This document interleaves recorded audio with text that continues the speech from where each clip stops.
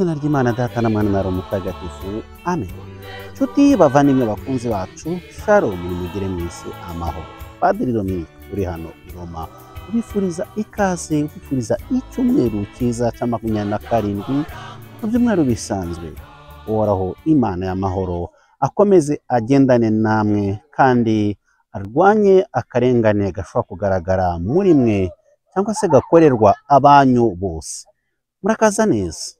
Reka twongere dusabe Nyagasani Imana imbabazi kugira ngo atugenderere, atugirire neza, adukorere buri kimwe cyose tumwifuzaho. Nyagasani Imana rero reka twongere tumusabe imbabazi kugira ngo aze adukurikire, bityo abane natwe, adusange mu gahinda turimo, adusange mu byishimo turimo, adusanganire kandi adukize. Nyagasani Yezu mwana wa Dawudi tubabarire.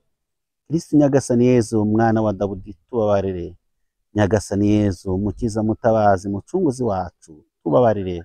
Amen. Isomo ryo mu gitabo cy'umuhanuzi Habakuki. Natabaje Imana ngira nti, Uhoraho nzagutabaza kugeza ryari utanyumva?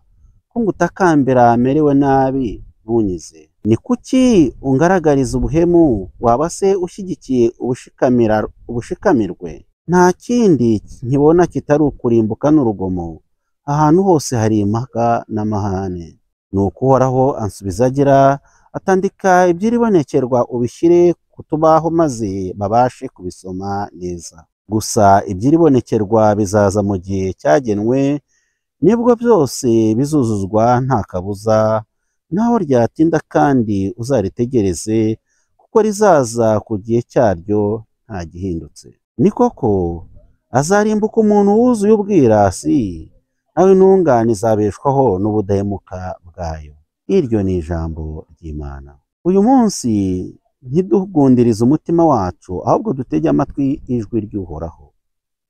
Nimuze tuvugirize impundu Uhoraho, turirimbe urutare rudukiza, tumuhinguke imbere tumurata, tumuririmbire ibisingizo. Uyu munsi ntitugundirize umutima wacu, ahubwo dutege amatwi ijwi ry'Uhoraho. Nimwinjire duhine umugongo twuname, dutere ivi imbere y'Uhoraho waturemye, kuko wari Imana yacu, natwe tukaba imbaga yo mu rwuri rwe. Uyu munsi ntitugundirize umutima wacu, ahubwo dutege amatwi ijwi ry'Uhoraho. Iyaba uyu munsi mwakundaga mukumva ijwi rye, nimugundirize umutima wanyu nko mu butayu, abasokuruza banyu aho bangeragezaga, nubwo bari barabonye ibikorwa byanjye. Uyu munsi ntitugundirize umutima wacu, ahubwo dutege amatwi ijwi ry'Uhoraho. Isomo ryo mu ibaruwa ya kabiri Mutagatifu Pawulo intumwa yandikiye Timote. Nkoramutima yanjye, ngusabye kwivugururamo ingabire Imana yagushyizemo igihe nkuramburiyeho ibiganza. Koko rero Imana ntiyaduhaye umutima wuje ubwoba, ahubwo yaduhaye umutima wuje imbaraga, urukundo no kwitsinda. Ntuzagire rero isoni zo kubera umwami wacu umuhamya, cyangwa se ngo ugire isoni kubera jyewe ufunzwe ari we nzira, ahubwo ujye ufatanya nanjye kuruhira inkuru nziza, ushyigikiwe n'imbaraga z'Imana. Jya wigisha ukurikije amagambo aboneye wanyumvanye, urangwe n'ukwemera n'urukundo ufitiye Kristo Yezu. Komeza rero ibyiza waragijwe, Roho Mutagatifu utuye muri twe abigufashemo. Iryo ni ijambo ry'Imana. Amagambo yo mu Ivanjiri ntagatifu uko yanditswe na Luka, umutwe wa 17 umurongo wa 5 kugera ku wa 10. Muri icyo gihe intumwa zibwira Yezu ziti, twongerere ukwemera. Nyagasani arabasubiza ati, yaba mwari mufite ukwemera kungana n'impeke y'ururo, mwabwiye iki giti cy'aboberi muti randuka ujye kwitera mu nyanja kikabumvira. Ni koko se, ninde muri mwe wagira umugaragu umuhingira, cyangwa akamuragirira amatungo yataha akamubwira ati banguka uze ufungure? Ahubwo nazamubwira ati banza ujye kuntekera, ukenyere umpereze kugeza ndangije kurya no kunywa, hanyuma nawe ubone kurya no kunywa. Mbese shebuja yashimira uwo mugaragu we ko yarangije ibyo yari ategetswe? Namwe nuko nimurangiza gukora icyo mwategetswe cyose, mujye muvuga muti turi abagaragu nk'abandi, twakoze ibyo twari dushinzwe. Iyo ni ivanjiri ntagatifu. Twongerere ukwemera. Iyi mvugo abigishwa ba Yezu bari kumusaba ni imvugo ifite ireme, ni imvugo yumvikana ariko nawe ngutuye. Akenshi rimwe na rimwe umuntu ashobora kunyura mu bihe bitoroshye, umuntu ashobora kunyura mu bigeragezo, umuntu ashobora kunyura mu bihe rwose bikomeye, kugeza igihe ibyo bihe yanyuzemo bihungabanyije ukwemera kwe. Buri muntu niyongere asome amateka, asome akahise ke, abone ahantu yanyuze mu magorwa, abone ahantu hatari yorohewe, abone ahantu hahungabanyije ukwemera. Uko byagenda kose ntushobora kumbwira uti njyewe ukwemera nakiriye mbatizwa kwakomeje kuba stable cyangwa se kwakomeje kuba kumwe, kwarakuze kuratutumba kuba kwiza iteka ryose. Ntabwo habura inshishi zikugwamo, cyane cyane iyo duhuye nyine n'ibyo bigeragezo. Hari igihe umuntu yibaza ati ariko se Imana iracyahari? Ese njyewe Imana irankunda? Hari umuntu waherutse kumbwira mu minsi ya vuba wahuye n'utubazo dutandukanye, ariko akambaza ikibazo, yagiye ambaza ikibazo kenshi, si rimwe si kabiri si gatatu, yamaze ngo Pade, Imana njyewe iracyankunda? Yari umuntu wari warageretsweho, wari warababajwe n'abandi, ni umuntu wari warababajwe n'abandi, ariko yabona urwo ruhuri rw'ibibazo. Uzi ko umuntu, urabizi ko umuntu kwiringira umwana w'umuntu ntabwo byoroshye. Bibiliya nivuga ngo uragowe niwiringira umwana w'umuntu. Umwana w'umuntu yamugiriye nabi cyane, ageze akajya ambaza icyo kibazo, Imana njyewe iranyumva? Murabizi ko mu mateka atandukanye hari abantu bagiye bibaza bati ese Imana koko irahari? Ese Imana niyo iri kureka aba bantu bapfa, abantu bagapfa umusubizo? Imana niyo iri kureka amahanga atererana bayo? Imana irahari cyangwa? Icyo gihe utangiye gushira aho akabazo ku Mana, ukwemera kuragira gute? Kumera nka wa muceri wari utumbagiye isahani basutsemo isosi, uhita gukendera. Niyo mpamvu ngiye nkubwira ngo Imana irahari, Imana irakuzirikana, Imana iragukunda, Imana ihorana nawe. Umuhanuzi Habakuki niwe ugira ati Nyagasani Imana, nzagutakambira ngeze ryari? Nzagutakambira kugeza na ryari? Iri jambo ubwabyo turigumyeho ni ryari nawe uzi mbabwira. Habakuki aritegereza akarengane kari mu bantu, akarengane, uburyo abantu baryamira abandi mu muryango, uburyo abantu bifuriza abandi bibi, uburyo abantu batsemba abandi, ubundi abantu batoteza abandi. Ibi byose bigatutumba bigasa n'ibimurenza, akaba atari ibi byose, aka karengane Nyagasani Imana bizakomeza kugeza na ryari? Kwibaza ibyo, kubyibaza si Habakuki wenyine, niwe ndi kubwira n'ubundi nawe uribaza. Uburwayi nko nahoze mbabwira wa muntu, uburwayi nabwo hari igihe bukuzahaza ukwezi, ariko Mana bite? Mana urahari? Mana kutahaza ngo untabare? Wabona akarengane mu bantu, wabona ibigeragezo bikugarije, ibyo byose bigatuma uhungabana. Ariko Imana iteka yumva ukwemera, yumva urwo rusaku rwacu, yumva uko gutakamba kwacu, kubera ko n'ukwemera, mu kwemera ni kugizwe n'ibisubizo gusa.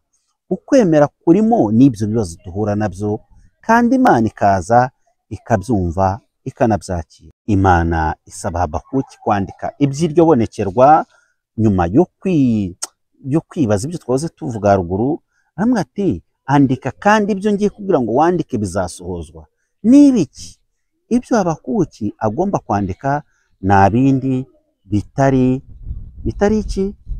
Nta bindi bitari l'espérance, amizero, kuko Imana iteka izatsinda. Intungane ngo izabeshwaho n'ubudahemuka bwayo. Ntabwo umuntu azakizwa n'akarengane, nta muntu uzakizwa n'ubutuzi, nta muntu uzakizwa n'uburimbuzi n'ubugome, ahubwo intungane yo izatabazwa n'ubudahemuka bwayo. Niyo mpamvu muri bya bibazo yamage cya gihe uri kwibaza ngo ariko se Mana urahari? Ese Mana wari hehe? Uri hehe? Se Mana nzagutakira kugeza na ryari? Komeza ube indahemuka, kuko ngo intungane izakizwa kandi izatabazwa n'ubudahemuka bwayo. Nicyo ngwifuriza, ni nacyo wasaba Yezu uyu munsi uti mbabarira Nyagasani Imana n'ahandi njya gucika intege kubera n'ibibazo mba ndi kunyuramo, unkomeze nkomere nkomeze kubera indahemuka. Pawulo mutagatifu niwe ubwira Timoti ati wowe komeza iyo ngabire wahawe, iyo ngabire ya Roho wahawe igihe ubatizwa, uyikomeze kandi uyivugurure, kubera ko ukwemera twahawe cyangwa twakiriye ntabwo ari ikintu navuga gihora hamwe, ni ikintu gikura, ni ikintu tugomba kuvugura, ni ikintu tugomeza guteza imbere. Yewe haza n'ibyo byago n'ibyo bibazo bituma twitotomba na rimwe, ariko bikaba biduhamagarira iteka gukora kujya mbere.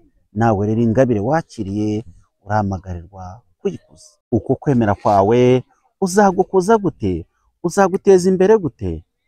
Agasengesho kawe uko kaba kangana kose uvuga umunsi ku wundi, kuko kaba ari kagufi, kwa kundi witabira misa, kwa kundi utega amatwi ijambo ry'Imana, kwa kundi twa tumenyetso duto duto ukorera abavandimwe cyane cyane abakene.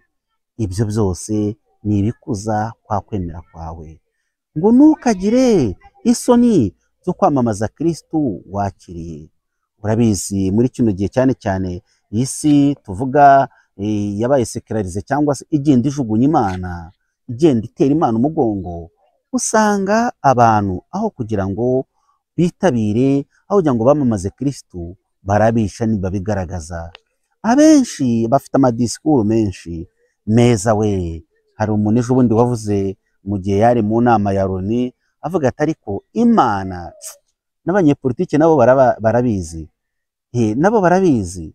Hari umunyepolitiki umwe wari umufata, murabizi ko muri Oni muri iyi minsi hari ikibazo kiri kuzamuka cy'intambara iri kubera muri Gaza, Yerusalemu, uburyo Isiraheli yashenye Gaza, bitwaje amagambo bamwe na bamwe ngo sionisme, ngo ni Bibiliya bakayinterpreta nabi, Imana ntabwo yigeze gutuma gusenya abavandimwe uretse kubana nabo. Icyo gihe rero hari umwe mu munyepolitiki yavuze ngo erega ngo ntabwo amateka yacu azaducira urubanza ku madisikuru meza twavuze, amateka yacu azaducira urubanza ku bikorwa twakoze. Sinzi impamvu byumva. Iyi si irimo hipokirizi, ifitemo ubucabiranya, ifitemo ubwikunde, urimo ubwikuzo, ifitemo uburyarya burenze bukubiye mu madisikuru. Umuntu araza akavuga disikuru we zanditse n'imashini, izindi ziri kuri matabureti, izindi ziri kuki. Amadisikuru aryoshye maze abantu ngo amadisikuru ni meza, ariko wajya kureba mu ibikorwa umuntu ari mu bikorwa by'ubuhotozi, ariko amadisikuru ari kuvuga asize umunyu. Hari umugabo rero muri Oni wabivuze, umuyobozi w'igihugu cyangwa se niba ari ni umwe mu bayobozi bari bitabye, yavuze ati amumenye ko ni n'ababire daheri ntabwo ari umwe. Yavuze ati aya madisikuru isi irayarambiwe. Wowe uravuga disikuru ngo intambara tuyihoshe, warangiza akaba ari utanga intwaro, ni wowe uri gucuruza intwaro. Wamara mu gucuruza intwaro wowe akaba ari wahamagarira abantu ngo bagere gute, ngo bahoshe intambara. Bahoshe intambara kandi ari gucuruza intwaro. Munyumvire, igihe nicyo bita hypocrisie de ce monde, ibintu by'uburyarya bw'iki gusa. Yezu muvandimwe abwira abigishwa bati iyo ugira ngo mufite n'ukwemera kungana n'impeke y'ururo, mwakabwiye umusozi ngo haguruka ujye hariya. Ikikwereka ku Yezu avuga impeke y'ururo akantu gato, nuko imbere y'Imana igikora, njya mbibabwira, ntabwo ari kantite ahubwo ni karite. Kantite ni ubwinshi. Ibintu bishobora kuba ari byinshi, umuntu ashobora gushyira ku isahani akayuzaho ibiryo ari byinshi, ariko nta ntungamubiri, nta kirimo, ntacyo biri mu mubiri. Undi akaguha akantu gato nk'akarushe kamwe, ariko karimo intungamubiri. No mu kwemera nuko Imana ntireba ubwinshi, ahubwo ireba substance, ireba ikirimo.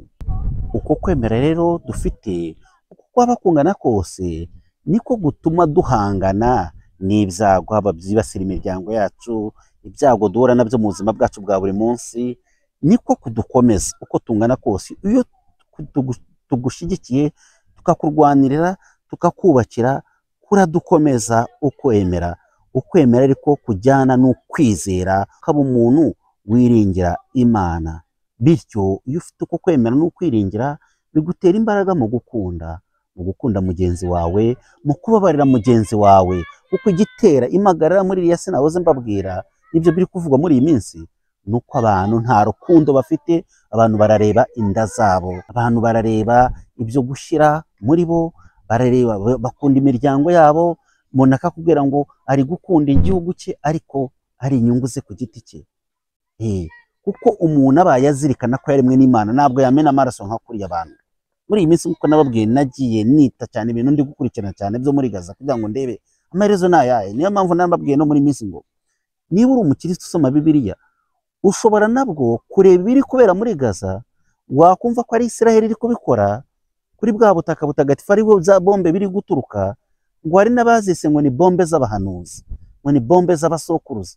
Ubwo ivuze bombe z'abasokuruza ngo ziri kuraswa ngo ni bombe za basokuruza za Yakobo, za Gedewo ko yari umuntu ukomeye. Harimo yiswe ngo ni bombe ya Gedewo. Ibyo ni agahinda kwitirira abahanuzi bukoraho ukabitira ibikorwa bibi uri gukorera abandi, ntabwo ari byo. Niyo mpamvu nkuko nababwiye habonetse abantu batangiye gukora imyigaragambyo hano bagaragaza iki, bakaba bati no, nababwiye urugero rw'abapadiri 500 bavuga bati turasoma misa ni byiza ariko ntitugomba kuguma muri sakristiya tutagaragaje natwe akarengane kari gukorerwa abana b'Imana. Ntugomba kuguma aho ngaho. Ibyo hari igihe abantu babivuga ngo politike ni iki, kubona akarengane kari gukorwa ukanga kukadenonsa kukavuga ngo uri kwanga ni politike. No, aho ngaho uri kwibeshya. Ubundi se buri muntu wese ninde utaba kagombye kumva politike? Nuko yenda twijambo politike twaryambitse isura itari nziza, ariko iyo winjiye mu busobanuro bwaryo ubona ko buri muntu wese asabwa gukurikirana. Politike se wayihunga gute? Ariko ikibi ni uko byinjiramo uri kugira nabi. Bavuze ngo politike y'ibihingwa se, politike se y'iterambere, ibyo si byiza. Yesu ati nimujya murangiza gukora icyo mutegetswe mujye muvuga muti twakoze ibyo twari dutegetswe nyine. Iba kenshi bituma iki? Bituma biturinda icyo twakwita kwikuza no kwirata, ahubwo bigatuma duca bugufi. Kuko abantu kenshi iyo bamaze gukora ibintu byiza muzarebe bakunda kubirata, bakunda kubikuza, bakunda kugira ngo abantu babaririmbe babatake, mwakoze. Ariko Yesu aravuga ati niba wakoze inshingano zawe ujye uvuga uti okay basta birahagije, bigatuma utikuza, utazamuka, bigatuma umenya umwanya wawe. Uko guca bugufi rero kuzatuma ukorana ko mu kwemera. Kuko Yesu ari bamubajije ikibazo ngo twongerere ukwemera. Yesu nababwiye ngo ndaza mbapakire mu kwemera. Yesu atanga ingero, Yesu atanga uburyo wanyuramo kugira ngo kwa kwemera kwawe kuzamuke. Ni nayo intero ya nyuma mu bikorwa mukora, kwa kundi mukunda kuratwa, kwa kundi mukunda kuvugwa neza, kwa kundi mukunda gusingizwa, mukareba rwose mukiyitirira n'ibyo mutakoze. Oya da, umuhanga yakoze ikibazo, yakoze igikorwa, kwa kundi bavuga ngo do good and keep silence.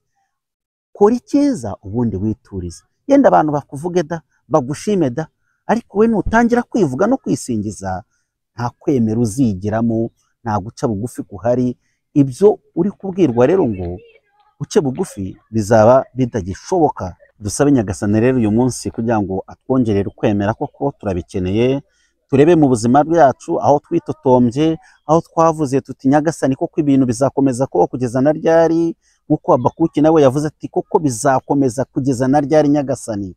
Natwe tuhareba aho ngaho tubwire Yezu, tumutabaze tuti Yezu twaritotombye, Yezu twarinubye, ariko twongerere ukwemera. Ukwemera amavandimwe ntabwo ari amarangamutima. Ya marangamutima ubona umuntu arimo, amarangamutima sinzi ukuntu mubyumva cyangwa se mvamutima mwifitemo.